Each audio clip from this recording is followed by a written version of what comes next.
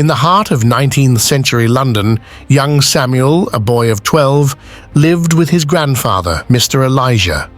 Samuel's days were often filled with the enchanting tales spun by his grandfather, stories that revolved around their family's most prized possession, an antique pocket watch. This timepiece had been passed down through generations, a testament to the enduring legacy of their family. One rainy afternoon, as the pitter-patter of raindrops tapped gently against the window panes, Samuel found himself seated by the crackling fireplace, his gaze fixed on the flickering flames. Mr. Elijah, settled comfortably in his favorite armchair, decided it was time to share another chapter of the pocket watch's history. "Samuel," began Mr. Elijah, "this pocket watch you see before you is not just a timekeeping device. It is a relic that has journeyed through over a century of our family's history. It belonged to your great-great-grandfather William, a masterful watchmaker renowned for his skills and craftsmanship." Samuel's eyes sparkled with curiosity, and he leaned closer, hanging on to every word. "Tell me more, grandfather." With a fond smile, Mr. Elijah continued, "During the height of the Victorian era, your great-great-grandfather William embarked on an extraordinary journey that would forever be etched in our family's lore. As a watchmaker, he was often called upon to repair timepieces for the aristocracy, but one day he received a request that would change the course of his life. Intrigued, Samuel settled in, ready to be transported to another time and place by his grandfather's narrative. It was a crisp autumn morning when a letter arrived at our humble workshop, Mr. Elijah recounted. The letter bore the seal of Lady Margaret, a duchess known for her kindness and generosity. Her request was simple yet urgent. She had an antique pocket watch, a treasured family heirloom that had stopped ticking. She implored your great-great-grandfather to come to her grand estate and restore the timepiece to its former glory. Samuel pictured the grandeur of Lady Margaret's estate, its sprawling gardens, and the towering clock tower that overlooked it all.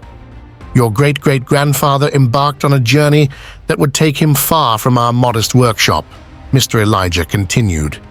Arriving at Lady Margaret's estate, he was greeted by opulence and secrets hidden within the walls. The estate was adorned with priceless art and delicate furnishings, but what intrigued him most was the magnificent clock tower, where a grand clock, its hands frozen at midnight for decades, stood in silent defiance of time. The tale had Samuel captivated. "What happened next, grandfather?" Mr. Elijah leaned forward, his voice a whisper of nostalgia. "Inside the tower, your great-great-grandfather uncovered the Duchess's antique clock, a masterpiece of intricate gears and springs. He spent weeks, perhaps months, meticulously repairing it, all the while forming a deep bond with Lady Margaret herself." Samuel imagined his great-great-grandfather tirelessly working on the intricate timepiece, and he wondered about the friendship that must have blossomed between the watchmaker and the Duchess.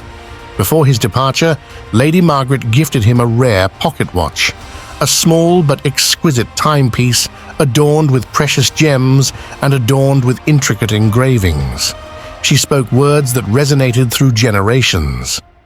"This watch holds a piece of my heart, and it will guide you through your journeys as time guides us all." Years passed, and Mr. Elijah too followed in the footsteps of his forebears. He took over the family watchmaking business, and just like his great-great-grandfather, he embarked on his own travels, repairing clocks and pocket watches. And always, with great care, he carried the cherished antique pocket watch that had been given to their family by Lady Margaret. As Samuel listened to the story, he realized that the pocket watch had borne witness to history, traveling through time and generations, connecting their family's past to the present. It was not merely a timekeeper, it was a vessel of memories, an emblem of their family's enduring legacy. And so, in the heart of London, young Samuel continued to learn the art of watchmaking from his beloved grandfather. With each tick and tock of the antique pocket watch, he felt a profound connection to their ancestors, their adventures, and the remarkable journey of the timepiece itself.